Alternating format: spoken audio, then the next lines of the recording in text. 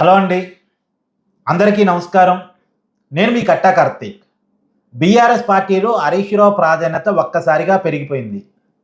అసెంబ్లీలో ఆయన deputy floor లీడర్గా నియమిస్తూ బీఆర్ఎస్ పార్టీ అధినేత, అసెంబ్లీలో పక్షనేత అయినటువంటి కేసీఆర్ నిర్ణయాన్ని ప్రకటించారు. అంటే అసెంబ్లీలో బీఆర్ఎస్ శాసనసభ పక్షనేతగా కేసీఆర్ ఉంటే డిప్యూటీ ఫ్లోర్ లీడర్గా హరీష్ రావు ఉంటారు.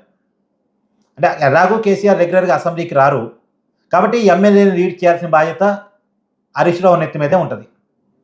నిజానికి ఒక్కసారిగా హరీష్ రావు ప్రాధాన్యత పెంచడానికి ఉన్నటువంటి కారణం ఏమిటి అని ఆలోచించినప్పుడు, పార్టీ కష్టకాలంలో ఉంది. అసెంబ్లీ ఎన్నికల్లో అధికారాన్ని కోల్పోయింది. పార్లమెంట్ ఎన్నికల్లో ఒక్క స్థానాన్ని కూడా గెలవలేదు. తర్వాత 2 ఉప ఎన్నికలు వచ్చాయి.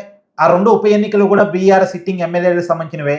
కానీ ఆ రెండింటిలో కూడా బీఆర్ఎస్ పార్టీ ఓటమిని ఎదుర్కొంది. గ్రామ పంచాయతీ ఎన్నికల్లో ఉనికిని చాటుకోగలిగారు, కానీ అనుకున్నంత పర్ఫార్మెన్స్ కాదు. కాబట్టి ఇప్పుడున్నటువంటి పరిస్థితుల్లో మున్సిపల్ ఎన్నికలు వస్తున్నాయి. తర్వాత ఎంపీటీసీ, జడ్పీటీసీ ఉండే అవకాశం ఉంది. తర్వాత జిహెచ్ఎంసీ ఎన్నికలు ఉన్నాయి. కాబట్టి ఈ సమయంలో హరీష్ రావుకి ప్రాధాన్యత పెంచడం అవసరమని కేసీఆర్ భావించినట్టుగా ఉన్నాడు. ఇప్పుడే కాదు, పార్టీ ఎప్పుడు కష్టకాలంలో ఉన్నా సరే హరీష్ రావుకి ప్రాధాన్యత పెంచడం, ఆయన్ని రంగంలో దింపటం, పార్టీ కష్టాల నుంచి హరీష్ రావు గట్టెక్కించేలా ప్లాన్ చేయటం, ఇది ఎప్పటికప్పుడు జరిగే పని. ఆయన్ని హరీష్ రావుని పార్టీలో ట్రబుల్ షూటర్ అంటారు. పార్టీ ఎప్పుడు కష్టకాలంలో ఉన్నా సరే రంగంలో దిగుతాడు కేసీఆర్ ఆదేశాలతోటి. ఆ కష్టాల నుంచి పార్టీని గట్టెక్కిచ్చేస్తాడు.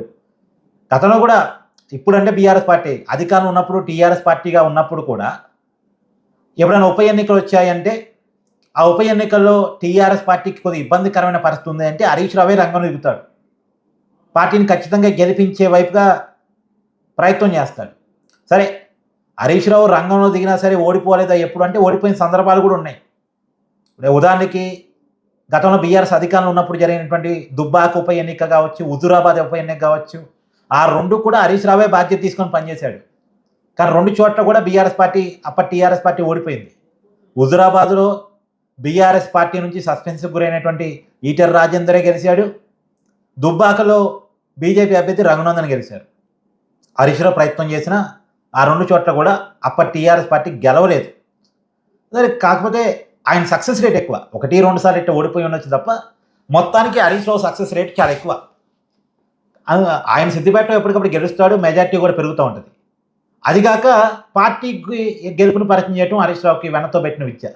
ఈవెందో గతంలో గజ్వేల్లో కేసీఆర్ ఇబ్బందికరమైన వాతావరణం ఎదుర్కొన్నప్పుడు కూడా, ప్రతికూల పరిస్థితి ఉంది కేసీఆర్కి అనుకున్నప్పుడు కూడా హరీష్ రావు రంగంలో దిగటం, కేసీఆర్కి ఓటమి లేకుండా చేయటం అనేటువంటిది గతంలో చేసిన సందర్భాలు ఉన్నాయి.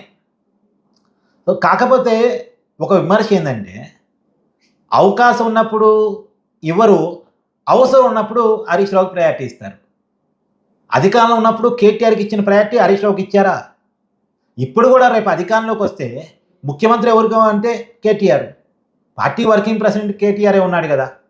సో ఖచ్చితంగా రేపు బీఆర్ఎస్ పార్టీ అధికారంలోకి వస్తే కేసీఆర్ కాదు అనుకుంటే కేటీఆరే ముఖ్యమంత్రి, దాంట్లో ఏం భిన్నాభిప్రాయం లేదు. ఒకవేళ ఇప్పుడు నిజానికి బీఆర్ఎస్ పార్టీ అధికారంలో కనుక వచ్చి ఉంటే కేటీఆర్ని ముఖ్యమంత్రి చేసి ఉండేవారు. అంటే పార్టీ కష్టకాలంలో ఉన్నప్పుడేమో హరీష్ రావుకి ప్రాధాన్యత ఇస్తారు, ఇంకొక వైపు పార్టీ కష్టకాలం లేదు, మంచి సందర్భంలో ఉంది, అధికారంలో ఉంది, ఇక ప్రయారిటీ అప్పుడు కేటీఆర్కి ఉంటుంది. ఇది సహజంగా ఉన్నటువంటి బీఆర్ఎస్ పార్టీ మీద ఉన్న విమర్శ, కేసీఆర్ మీద ఉన్న విమర్శ. అంటే అవకాశాలని కొడుక్కిస్తాడు, అవసరం ఉన్నప్పుడు అల్లుడిని వాడుకుంటాడు అని. రెండోసారి అధికారం వచ్చిన తర్వాత, అంటే 2018లో సెకండ్ టైం కేసీఆర్ అధికారంలోకి వచ్చిన తర్వాత చాలా కాలం పాటు హరీష్ రావుని గుర్తించలేదు. హరీష్ రావుకి అసలు ప్రభుత్వంలో కానీ పార్టీలో కానీ ప్రయారిటీ ఇవ్వలేదు. కనీసం వాళ్ళ అఫీషియల్ పేపర్లో, టీవీ ఛానల్లో హరీష్ రావు పేరు రాయటానికి కానీ ఉచ్చరించడానికి కూడా కొన్నాళ్ళు ఇష్టపడలేదు. సరే, తర్వాత కాలం సర్దుమణిగినాయి కానీ పరిస్థితులు. ఇప్పుడేమో అవసరం. ఎందుకోవైపు రేవంత్ రెడ్డి దూకుడుగా ఉన్నాడు, గట్టిగా మాట్లాడుతున్నాడు. ఒకప్పుడు కేసీఆర్కి ఎదురు మాట్లాడేటువంటి వ్యక్తులు తెలంగాణలో ఉండేవాళ్ళు కాదు. కానీ ఇప్పుడు రేవంత్ రెడ్డి సై అంటున్నాడు, గట్టిగా మాట్లాడుతున్నాడు. దానికి కౌంటర్ ఇవ్వాలి. అది కేటీఆర్ కంటే కూడా హరీష్ రావు ఇస్తే, హరీష్ రావుకి ఉద్యమ నేపథ్యం ఉంది, ప్రజా నేపథ్యం ఉంది. కేసీఆర్తో పాటు ఉద్యమంలో నుంచి స్టార్ట్ అయినటువంటి వ్యక్తి, అంటే కేసీఆర్తో పాటు మొదటి నుంచి ఉన్న వ్యక్తి. సరే, మధ్యలో కాంగ్రెస్ పార్టీలో పోదాం అనుకున్నాడు, ఇలాంటి విమర్శలు ఉంటాయి. కానీ ఏవి కూడా ఆయన పోలేదు కాబట్టి మనం నమ్మటానికి కానీ అనటానికి కానీ అవకాశం లేదు. ఆయన కమిటెడ్గా లాయల్గా కేసీఆర్తోనే మొదటి నుంచి ఉన్నాడు, ఇప్పటికీ ఉన్నాడు. చాలా రూమర్స్ క్రియేట్ అయినాయి. హరీష్ రావు కొత్త పార్టీ పెడతాడని, బీజేపీలో పోతాడని, కానీ ఇప్పటికైతే లాయర్గానే ఉన్నాడు. సరే రేపు జరగబోయే పరిణామాలు చూద్దాం, కానీ ఇప్పటికైతే లాయర్గానే పార్టీ కోసమే ఉన్నాడు. నిన్న కూడా నీటి విషయం మీద మాజీ నీటిపారుదల శాఖ మంత్రి కూడా కాబట్టి హరీష్ రావే పవర్ పాయింట్ ప్రజెషన్ బీఆర్ఎస్ పార్టీ ఆఫీసులో ఇచ్చాడు. రేవంత్ రెడ్డికి కౌంటర్ ఇస్తూ హరీష్ రావే ఈ విషయాన్ని భుజాన వేసుకున్నాడు. ఇప్పుడు కూడా జరుగుతుంది చర్చదే. ఇప్పుడు నీటి విషయం మీద పాజిటివ్ రావాలంటే హరీష్ రావునే రంగంలో దింపాలి. తెలంగాణ కోర్ సబ్జెక్ట్ కాబట్టి ఈ తెలంగాణ కోర్ సబ్జెక్ట్ని బాగా హ్యాండిల్ హరీష్ రావే చేస్తారు. కాబట్టి హరీష్ రావుకి ఇప్పుడు బాధ్యత చెప్పారు నీటి విషయాలు కాబట్టి. అవతల రేవంత్ రెడ్డి గట్టిగా కౌంటర్ చేస్తున్నాడు. కేసీఆర్ కృష్ణా జలాల్లో 299 టీఎంసీలు చాలు అని చెప్పేసి సంతకం పెట్టాడు. తెలంగాణ నీరన్నీ జగన్కి ఒప్పచెప్పాడు. మెగా కృష్ణారెడ్డితో టైఅప్ అయ్యాడు. ఈ విషయాలన్నీ మాట్లాడుతున్నటువంటి సమయంలో పార్టీకి ఇబ్బందికరమైన వాతావరణం ఉన్న సందర్భంలో సమాధానం చెప్పుకోవడానికి కొన్ని ఇబ్బందులు ఉన్న సమయంలో హరీష్ రావు అయితే కొద్దిగా సమాధానం నమ్మశక్యంగా చెప్పడం, జనాన్ని నమ్మించేలా చెప్పడం ఈ చేయగలడు అని చెప్పేసి హరీష్ రావుకి బాధ్యతలు చెప్పినట్టుగా కనపడుతున్నాం.